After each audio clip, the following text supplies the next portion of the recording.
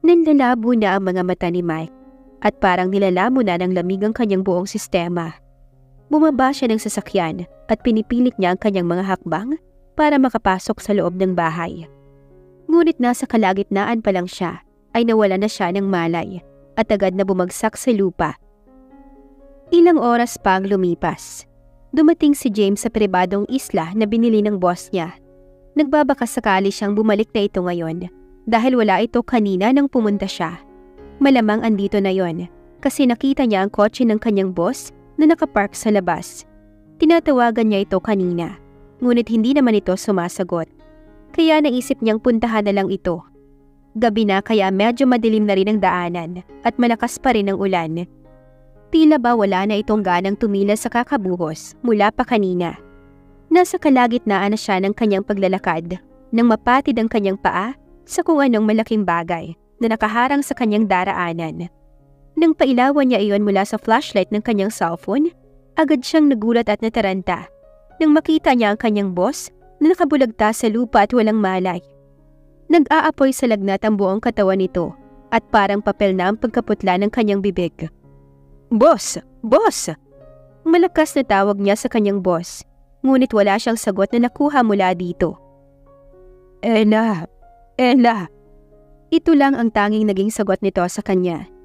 Kahit nahihirapan dahil sa medyo kabigatan ng kanyang boss, ay pilit pa rin niya itong binuhat at dinala sa loob ng sarili nitong silid. Bakit ba kasi ang tigas ng ulo ni boss? Sinabi nang maglagay siya ng mga tauhan niya rito, o di kaya'y kahit man lang katulong para may mag-aalaga at magbabantay sa kanya. Ngunit hindi pa rin siya pumapayag. Ang lagi kasi nitong sinasabi ay natatakot itong malaman ng lahat na nanghihina na siya at hindi na magtatagal. Ayaw nitong pagpiyastahan siya ng kanyang mga kalaban sapagkat hindi pa raw nito tapos ang huling misyon niya sa buhay. Naawa na talaga siya sa boss niya. Kung hindi pa siya dumating, ibig sabihin ay mababalitaan na lang nila kinabukasan na isa na itong malamig na bangkay. Mabilis niya itong pinalitan ng tuyong damit at nilagyan ng bimpo ang noo para mabawasan ang lagnat nito. "Boss, dalhin ko na po kayo sa ospital. Baka lumala ang sakit ninyo." Ngunit hindi pa rin sumagot ang kanyang boss. Kaya akmang bubuhatin na niya ito upang dalhin sa ospital, ay saka naman niya ito narinig na nagsalita ng mahina. "James, huwag mo na akong dalhin sa ospital. Ayokong malaman ng lahat ang sakit ko. Pabayaan mo na lang ako dito. Iinom na lang ako ng gamot." "Pero boss..." Parang maiiyak si James sa sitwasyon ngayon ng kanyang boss. Binalik na lang niya ulit ito sa pagkakahiga at saka agad na tinawagan si Axel upang sabihin ang sitwasyon niya. Di nagtagal ay dumating na rin si Axel at binigyan ng gamot si Mike sa pamamagitan ng pag-inject ng Vialmed. Sobrang awa ang nararamdaman niya ngayon sa kaibigan, lalo na't puro pangalan ni Ella na lang ang binibigkas ng mga labi nito mula pa kanina.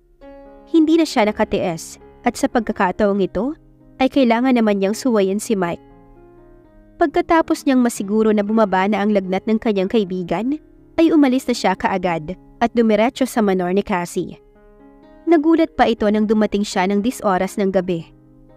"Maghahating gabi na, insan. Gaano ba kaimportante ang pakay mo? At kinailangan mo pang pumunta rito sa ganitong oras?" Mugto ang mga mata ni Axel sa kakaiyak mula pa kanina sa biyahe. Nakokonsensya siya sa ginawa niyang paglihim sa kaibigan na buhay pa si Cassie sa loob ng 7 taon. Sana'y hindi ito nagdusa hanggang ngayon at kahit bumalik na si Cassie, hindi pa rin ito makakasama ng matagal dahil may taning na ang buhay niya. "Axel, may problema ba?" Tanong ulit ni Cassie nang makitang parang iiyak na naman ang kanyang pinsan. "Cassie, hindi ko alam kung tama ba tong gagawin kong paglapit sa'yo. Dahil minsan akong nagkamali kay Mike noon. Ngunit ngayon, kahit habang buhay man siyang magalit sa akin, tatanggapin ko. Madugtungan lamang ang buhay niya."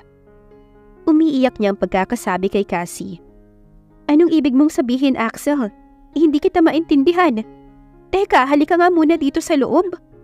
Pumasok na rin si Axel nang akaya niya itong pumasok at pinaupo sa couch. Tinanong niya ito kung ano ang gustong inumin, ngunit umiiling lamang ito sa kanya. Parang wala pa rin ito sa sarili.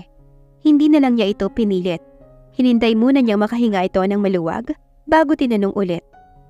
"Ngayon, sabihin mo sa akin, Ano bang pinagsasabi mo tungkol kay Mike? May nangyari ba sa kanya? Malumanay niyang tanong, ngunit mahahalata pa rin kinakabahan siya. Sana mapatawad mo na si Mike, Insan. Hindi ko kayang makita siyang nagkakaganito. Ako ang naging dahilan ng pagdurusa niya dahil nilihim kong buhay ka.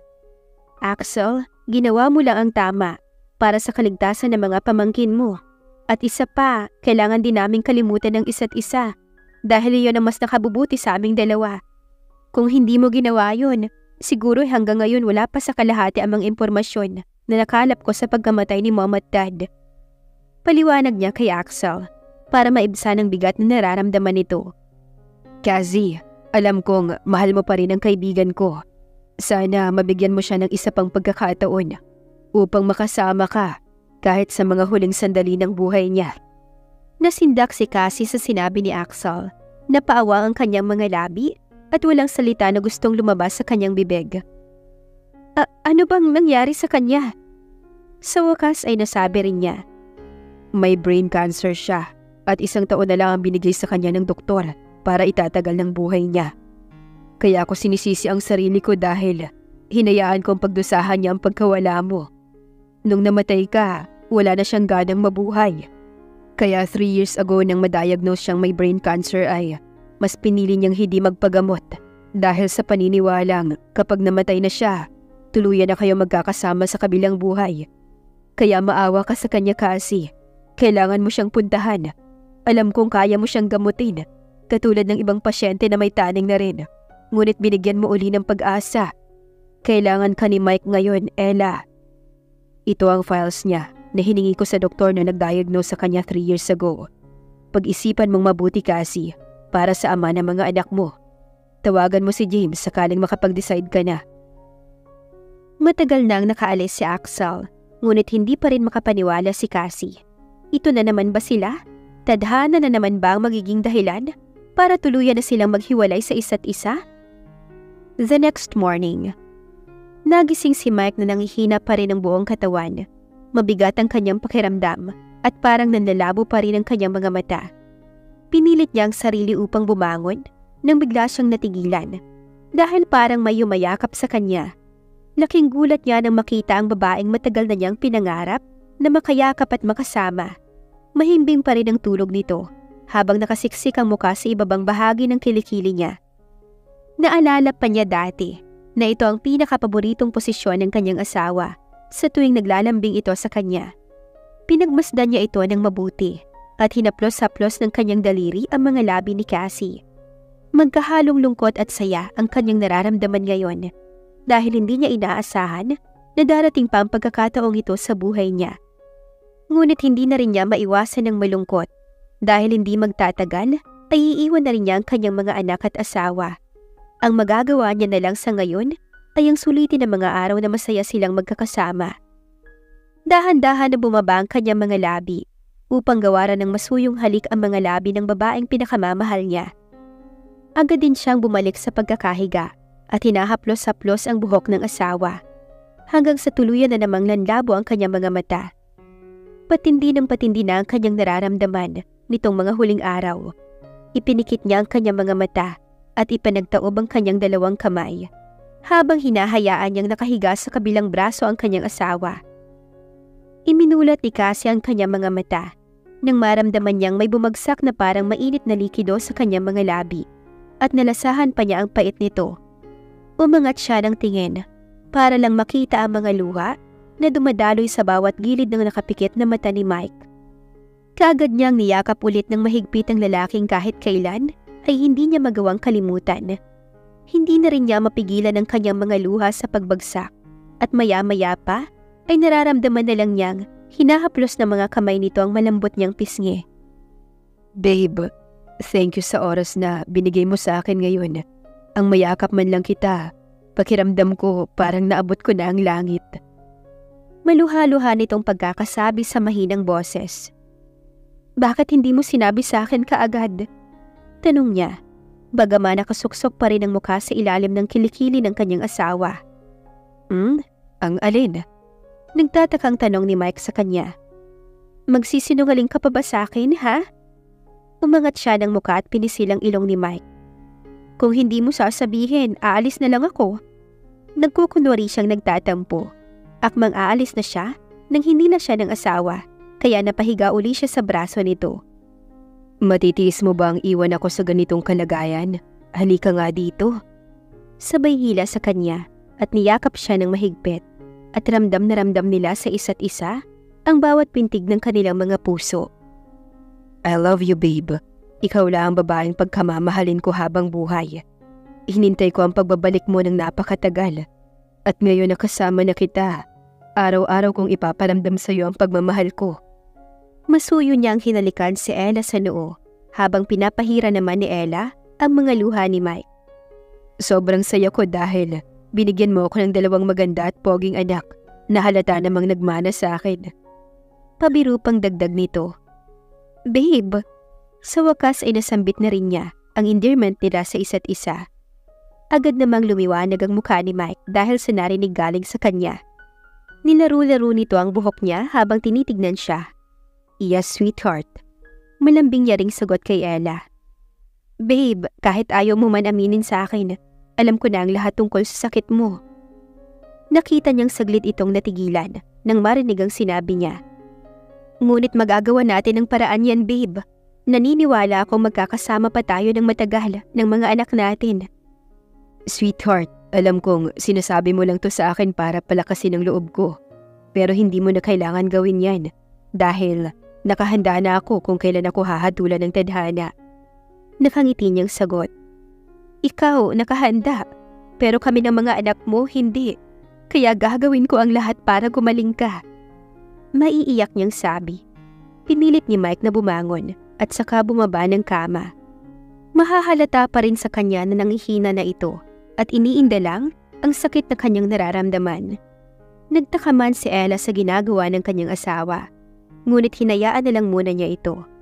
Mahina itong naglakad papunta sa soundbox na nakadikit sa wall sa harapan nila at may pinindot doon. Agad namang pumailan lang ang kantang Till Death Do Us Part na kinanta ng White Lion sa loob ng kanilang silid. May I dance with my wife?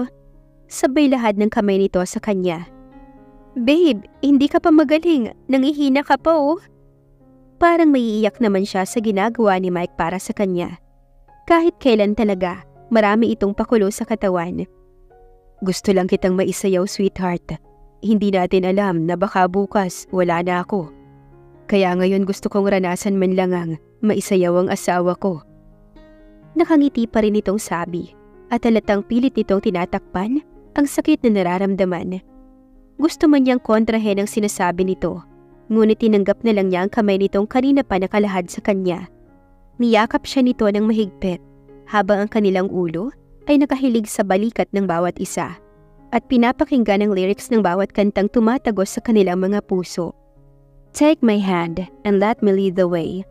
All through your life, I'll be by your side till death do us part. Ilang beses nilang inulit-ulit sayawin ang kantang iyon dahil sa ayaw pa rin siyang bitiwan ni Mike. Patuloy pa rin itong nakatayo habang nakayakap sa kanya. Ramdam na ni Ella ang pamamasa ng damit niya sa bandang balikat at alam niyang dahil iyon sa mga luha ni Mike na kanina pa bumabagsak habang nagsasayaw sila. Babe. Narinig niya ang mahinang tawag nito sa kanya. Gusto kong sabihin sa iyo na kahit kailan hindi kita binitawan. Kahit kailan hindi kita kinalimutan. Maaring nagkulang man ako ng pag-unawa sa iyo noon. Ngunit hindi iyon hadlang para lalo kitang mahalin ngayon. Maaring mawala man ako ngayon, pero bukas at kailanman, ihintayin kita, saan man ako naroroon.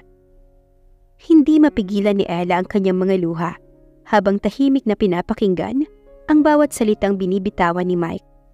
Hindi niya alam kung bakit sila dumating sa puntong ito ng kanilang pagmamahalan. Masaya naman sila dati.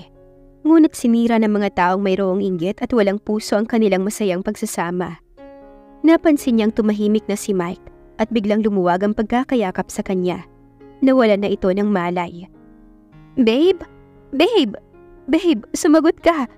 Niyakap niya ang asawa habang humahagulhol sa pag-iyak. Babe! Kailangan ka pa ng anak natin! Babe! Mike! Please! Babe! Mahal na mahal din kita! At kahit kailan, hindi kita kinalimutan. Kaya please, sagutin mo naman ako. Hindi pa rin ito sumasagot, kaya pilit niyang pinairal ang pagiging doktor niya. Kailangan niyang mailigtas ang ama ng kanyang mga anak. Mabilis niyang tinawagan ng kanyang driver upang matulungan siya sa pagbuhat kay Mike, papasok sa kanyang sasakyan. Mabilis silang nakarating sa Cassie Hospital. Kahit hindi pa rin tumitigil sa pag-agos ang kanyang mga luha, pilit niyang pinatatag ang kanyang sarili para kay Mike at sa mga anak niya. Kailangan niyang makapag-focus sa paghahanda ng surgery sa asawa. Hindi siya dapat panghinaan ng loob ngayon. Kailangan niya makapag-concentrate.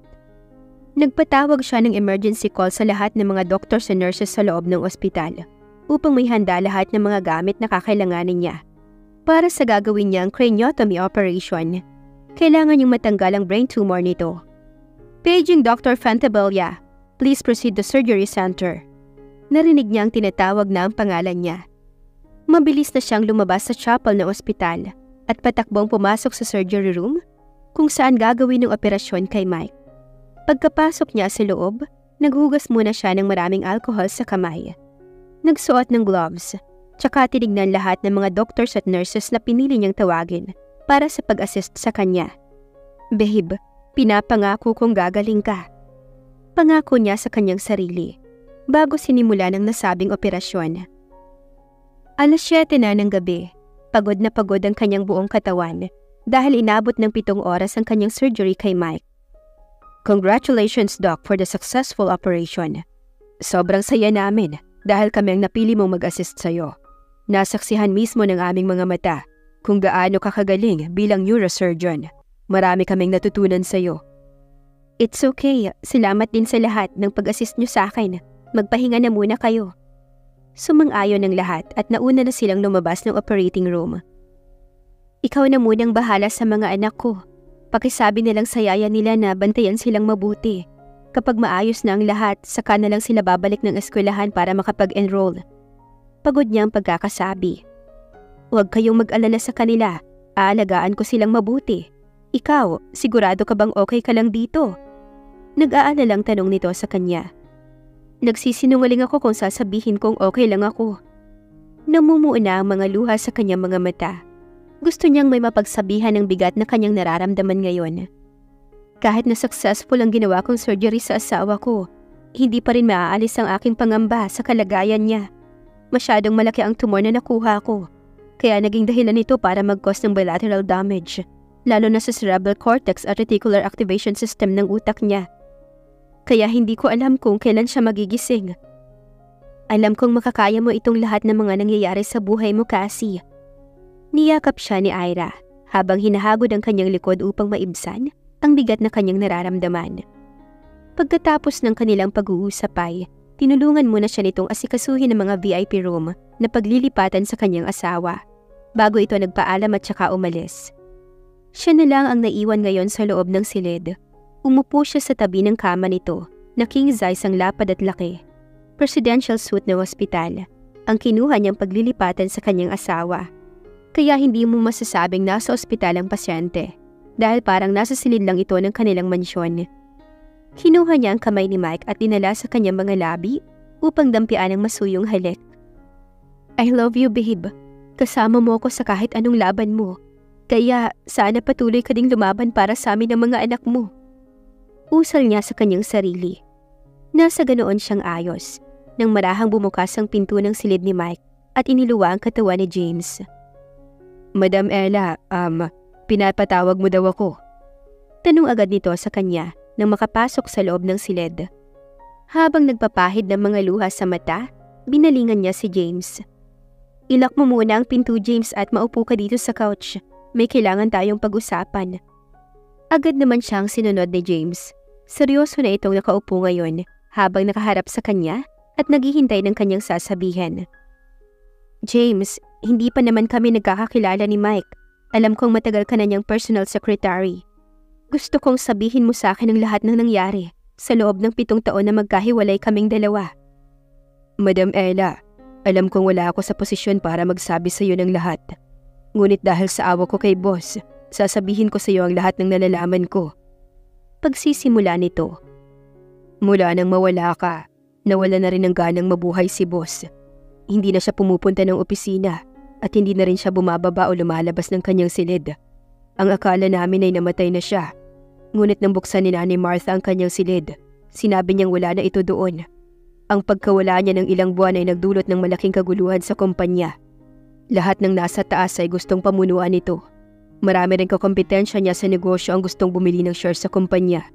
Kahit na ang Coastal Shipping Lines ay nag-offer ding bibilhin ng kabuuan nito sa mababang halaga. Si Marie ang tumayong CEO noong panahong wala si Mike. Kaya magkahalong takot at pangamba ang nararamdaman ko. Dahil kapag pumayag itong ibenta ay mawawala lahat ng pinaghirapan ni Mike. Hanggang sa isang araw, lahat ng takot ko ay nawala nang tumawag sa akin si boss.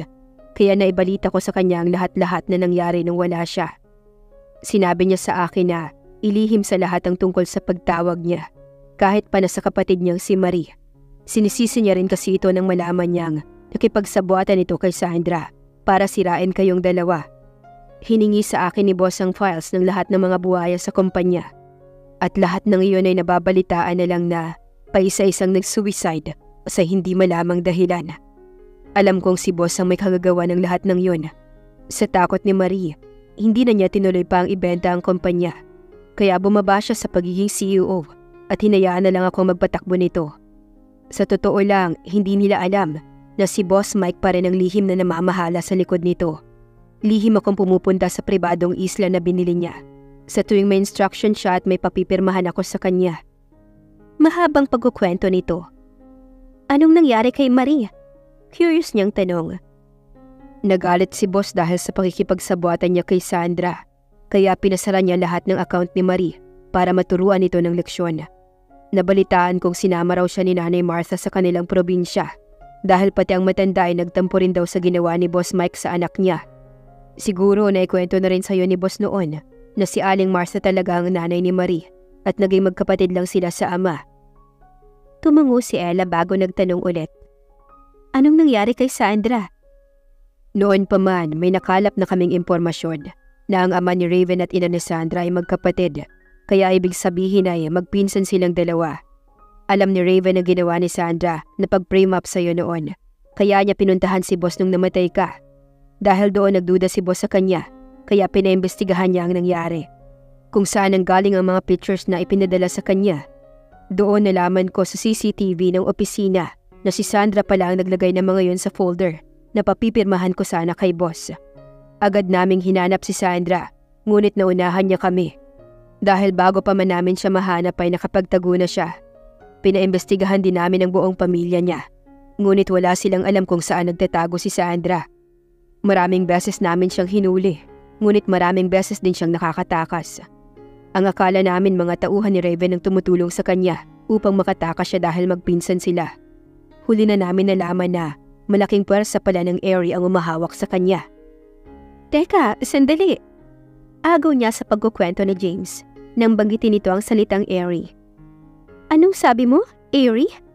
Nagtatakang tanong niya kay James. Dahil isa lamang ang alam niyang Airy, ang lugar na kung saan isang Eagle Queen ang namumuno. Lahat ng miyembro ng Airy ay makapangyarihang tao at hindi basta-bastang makakapasok nang walang pahintulot ng Eagle Queen. Naisip niya.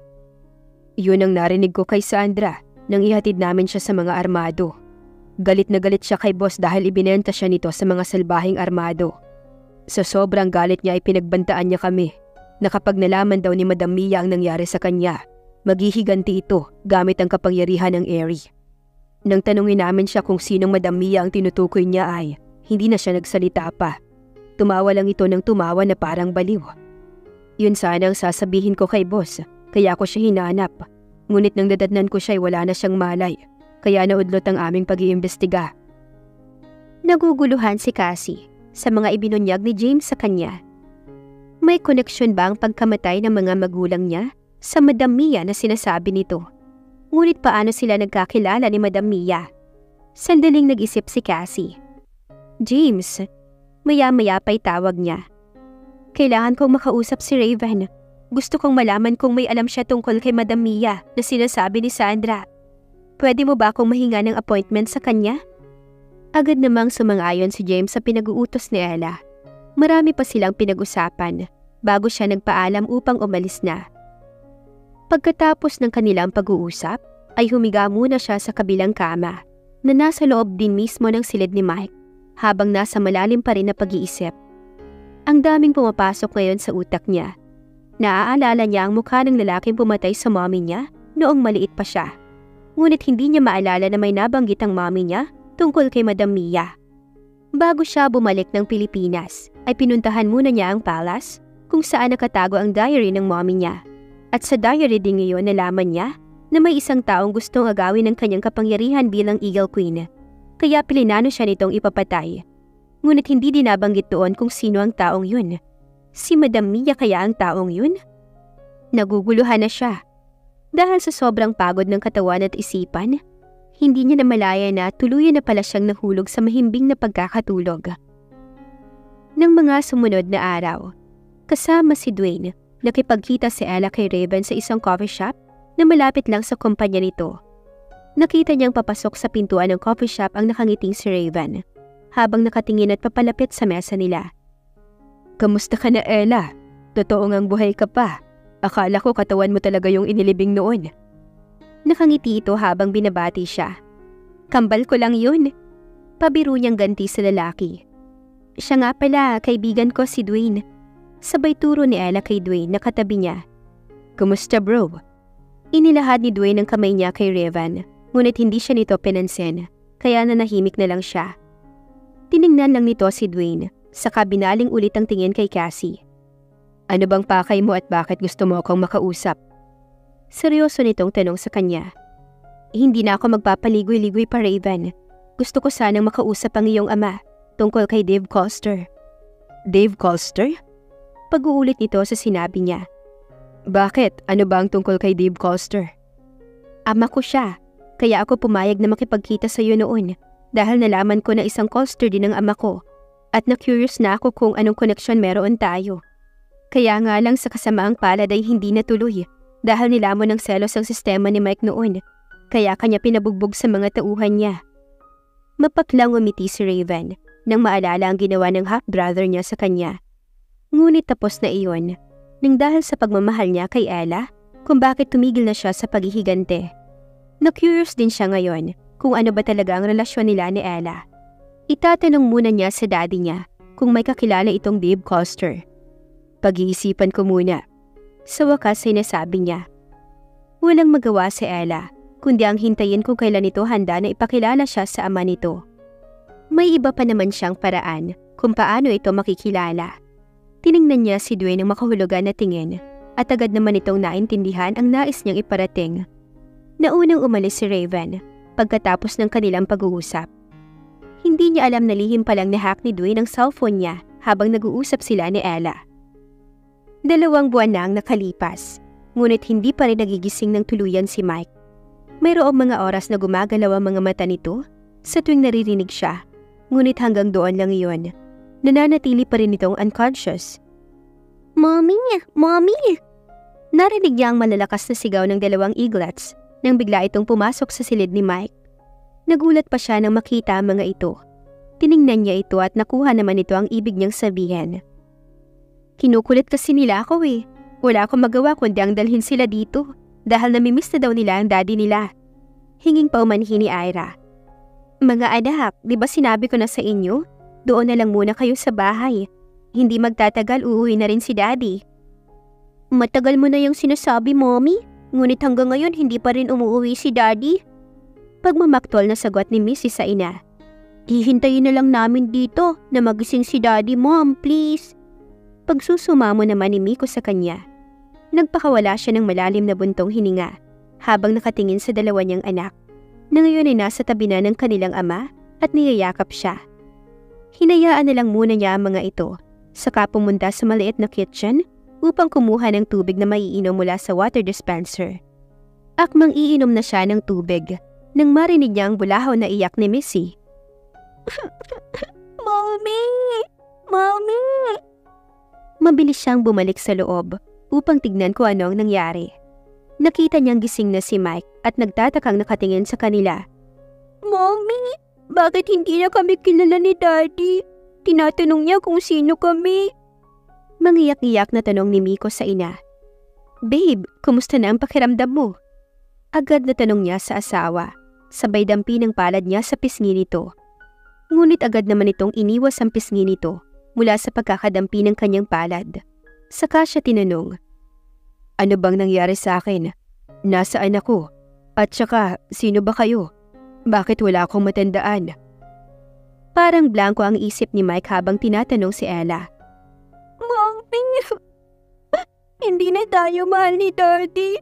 Bakit hindi niya tayo maalala? Iniwas niya ang tingin sa kanyang mga anak dahil hindi na niya mapigilan ang kanyang mga luha na gustong lumabas sa kanyang mga mata. Ito ang pinakakinatatakutan niyang mangyari. Expected na niya noon pa na maaaring magka-post-traumatic amnesia si Mike sakaling magising siya. Akala niya'y nakahanda na siya, ngunit masakit palang tanggapin ang katotohanan na nasa harapan mo na. At lalo siyang naawa sa mga anak niya na ngayon lang nakasama ang kanilang ama.